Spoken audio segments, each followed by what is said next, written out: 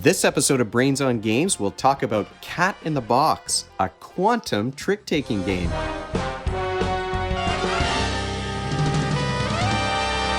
Welcome to Brains on Games. I'm Dr. Brian McDonald, and this episode we are going to talk about Cat in the Box, which is a trick-taking game, and you know I love trick-takers, that comes from Bezier Games. Here is the box with the cat on it. Cat in the Box is a game for between 2 and 5 players. The box says ages 14 and up, but 10-year-olds can figure this one out if they're familiar with trick-taking games. Even probably 9-year-olds could play this one. And games play in about half an hour.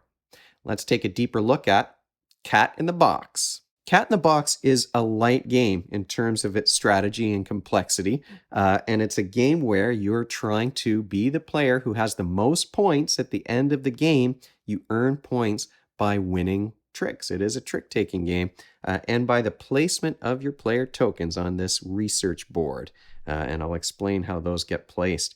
Like most trick-taking games, you start by dealing out an even number of cards. The next thing that you get to do, though, is you discard one of them. So you play one face down in front of you, so there's one card in your hand that doesn't get used, and then you predict the number of tricks you think you're going to win, and you do that by putting a token on your player board like this. So if red thinks that they're going to win 3, that's where that token is going to go. These recessed player boards are double-sided, and depending on the number of players, the cards in your deck are going to vary depending on the number of players. So we played at a 3-player count, and that meant that the highest number that you're going to see in the deck, it goes up to 6. And with 4 and 5 players, it can go up to 9. Once you've dealt out those cards and you predicted how many of those tricks you're going to win, then you start playing cards. Now, the first player to lead in a game of Cat in the Box is the person who most recently encountered a cat, and they're going to play a card from their hand. Here's where it gets tricky, though. Okay, this is a trick-taking game, and that means that you've got a trump suit, and that's going to be the most powerful suit in the game. All the other suits are pretty much the same. So red is trump. All the other suits have the same weight. So it's different from that game Thrones of Valeria that we talked about a couple of episodes ago, where each suit has a different rank and higher ranks can trump all the lower ones. The blue and the yellow and the green are all the same rank. It's only the red that's going to be the trump. But it does get tricky because all of the cards in your hand are black, and this is why they say it's a quantum game. You read the rule book and they talk about this as being an experiment rather than a card game, but all of the cards in your hand are black, and the color or the suit gets determined or observed as you play the card. So if I were the red player here and I had a 6 in my hand and I wanted to play a blue 6, I would put it beside the blue, and then I would put my token on the blue 6 to show that nobody else can play a blue 6. Of course, there's only going to be one blue 6 in the deck. There are lots of 6s, though, in that deck, but nobody else can play blue because that's already been taken up on the board. There needs to be a space on the board for you to play a card. So I could play a green one if I were blue by putting it down there, and then I would put a token on the green 6 like that. Now, of course, the way that you play trick-taking games is that if you have a card in your hand that's the same suit as the one that's been led, you have to play that card. You can't play a card from a different suit unless you have no cards of that color in your hand. Now, which is weird with this game because all the cards are black. So I could play, I don't have to play a blue card if that's what's been led. I could play a red one if I want to win that trick because red is the trump suit. But to do that, I have to show that I have no blue cards in my hand. So if I play a card from a different suit from the one that's been led, I have to take this token off my player board, and that's the one that I put onto the research board up here. What does that mean? Well, what that means is I've got an X here on blue. I can no longer play blue cards for the rest of the game. So none of my tokens can go in this row. Now, strategically, I've won that trick. I'll take these cards into in front of me if I'm the blue player. They go face down in front of me. That's going to potentially earn me 1 point at the end of the round. but I might get stuck as this board fills out because I cannot play anything in this row. So the timing of when you decide I'm going to play a card from a different suit is tricky because you might want to win the trick, but you don't want to be stuck with cards in your hand that can't be played. So the winner of the trick is going to be the one that leads the next card, and maybe they'll play a yellow 4, and then I'll take that token and put it on the yellow 4, and then the other players are going to play. It continues that way until each player has only one card left in their hand. So you're going to be able to hang on to one card that doesn't have to be played, but the round might end early if a paradox is created. Now, what is a paradox? Well, if a player gets stuck and they cannot play a card from their hand, then everything stops. Nobody wins that round, so that trick doesn't get taken. And instead, you start counting up points because the round is over. The player who caused the paradox, the player who was unable to play a card on the board because the spaces were filled up for the cards that they had in their hand, that player is going to get negative points for each trick that they've won so far in the game. So if I've won 3, I'm not getting plus 3 points, I'm getting minus 3 points. Everybody else gets to add 1 point for each of those tricks that they won. Now, if they also predicted the correct number of tricks, if the red player here won 3, then they get bonus points. And those bonus points are based on the placement of their tokens on the board. You look at the largest group of adjacent tokens and you get 1 point for each of those.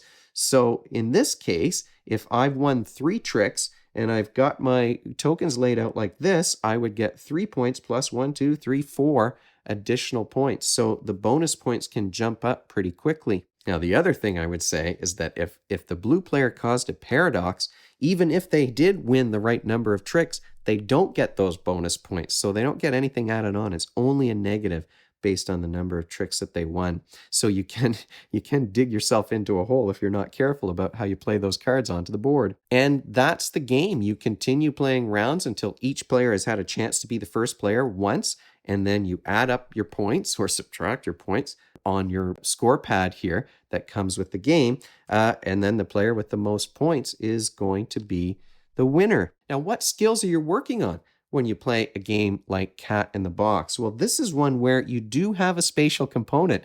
Unlike most trick-taking card games, there is a visual spatial problem-solving element to this because you're looking at creating a group of tokens that will earn you bonuses at the end of the game.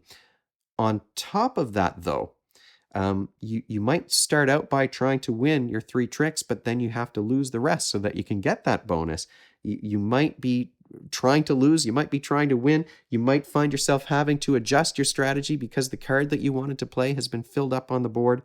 It's a game where you need to be flexible in your approach, and you're constantly adjusting your strategy, I think, on the fly. And when we're talking about flexible problem solving, that is an example of fluid reasoning. Pattern recognition is a good example of a fluid reasoning skill, and you are kind of trying to figure out some patterns here in the way people are playing, and you're creating those patterns on the board as well. So it's a fluid reasoning game with the spatial component. So what are the final thoughts, though, about Cat in the Box? Well, look, it's a trick-taking game, so automatically it's going to earn some points in my book because I love that mechanism. You've got great components. You've got these recessed player boards in the deluxe edition, at least.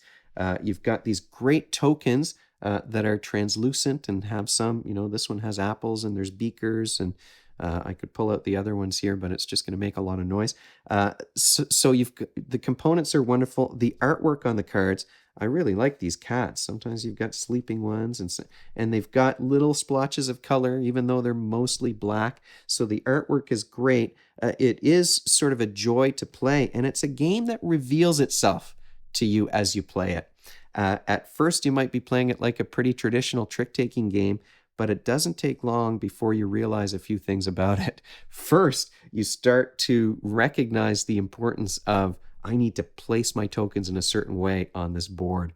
But also, you might start to notice that a lot of this game is about trapping the other players. It's not necessarily just about earning your bonus points and making sure your things are laid out properly. You need to trap the other players so that they cause that paradox. And you need to do that at the right time so that you've already got your hands have been won. Um, it's easy to get stuck in the paradox trap because you've got these four suits. So, there are only going to be four fours that you can play on here. However, there are more than four fours in the deck. There are more than four sixes in the deck. Players are going to have cards that they will probably not be able to play. And you can very quickly get stuck in a paradox because all the fours have been filled up and all I have left in my hand are two fours and another card that doesn't have a space that I can play. Oh, the only four that's available is blue, and I've already showed that I have no blue cards left in my hand. So it's so much about avoiding getting caught in a paradox, but catching the other players.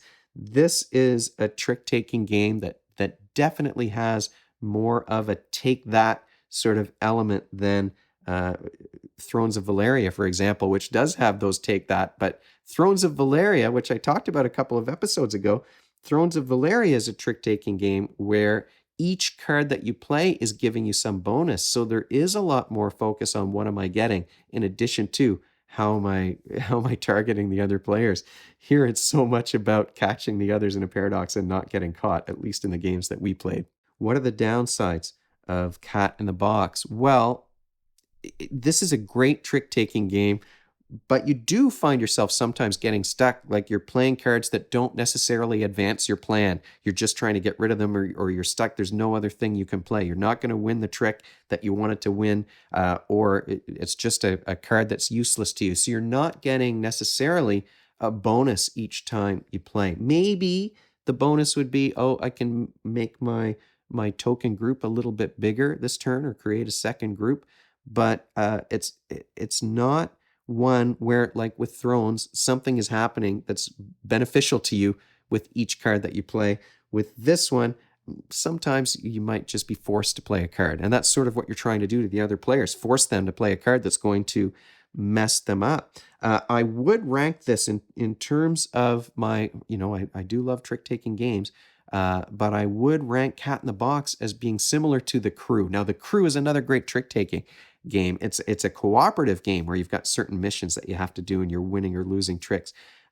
So The Crew is a fantastic game, and I feel that Cat in the Box ranks itself right there with The Crew. For me, Thrones of Valeria is still the highest one. It's still my favorite trick-taking game because I love that you get bonuses every time, and each play is like, everybody's going, what did you do? Oh, you messed me up. And when we played together, we did play a bunch of games of Cat in the Box, but my son and his friend were beginning to ask, oh, can we take Thrones out again? Because we like that one a little bit better. So we like this game a lot. Doesn't quite make it all the way up for us to the Thrones level. This is much more about the sabotaging of the other player's plans. And if that's a mechanism that you really like, then this is going to be right up your alley. And like I said, with the great components, it is a joy to put this out on the table. And that, in a nutshell, is Cat in the Box. So before we wrap things up, though, I just have a couple of housekeeping things that I wanted to take care of today. One is a correction. Last episode, we talked about the Wolves, and the main downside for me of my copy of the Wolves is that there was no paper rulebook. I had to download a rulebook and read it from my tablet. Well, I've gotten a couple of comments on that video, and there is, in fact, a paper rulebook that's supposed to be in the box, but somehow that was left out of my copy. So the Wolves does have a paper rulebook, or is supposed to have a paper rulebook in the box. So my comments about that in the last episode aren't correct. I didn't get that copy, but if you go out to the store and pick up a copy of the Wolves, it probably will have a rulebook inside. The number two thing I wanted to mention is that last week I got a whole bunch of games in the mail. A whole pile of things came in over the holidays. And so I put a poll up on YouTube asking, is there a game that you're interested in hearing more about? And the winner of that poll was Undaunted Stalingrad. That's going to be what I'm learning this week. That's going to be the video for next week. Undaunted Stalingrad is what we're going to talk about. The Undaunted games are deck-building war games. They've got that historical World War II focus, but the Stalingrad game is a campaign game. So your deck and your cards are going to evolve as you play through each mission. So Undaunted Stalingrad is what we'll talk about next time. If you have any questions or comments or suggestions, you can leave them in the comment section below the video, or you can email me at brian@brainsongames.ca. Brainsongames.ca is the website. That's where future episodes will go. The previous ones are up there already. Brains on Games is the Twitter handle and the Facebook page and the Instagram feed. So we're all over the place. And if you enjoyed this video and you want to be notified of future ones, you can head on over to YouTube and click that subscribe button. Thanks for joining me, and hopefully I'll see you next time.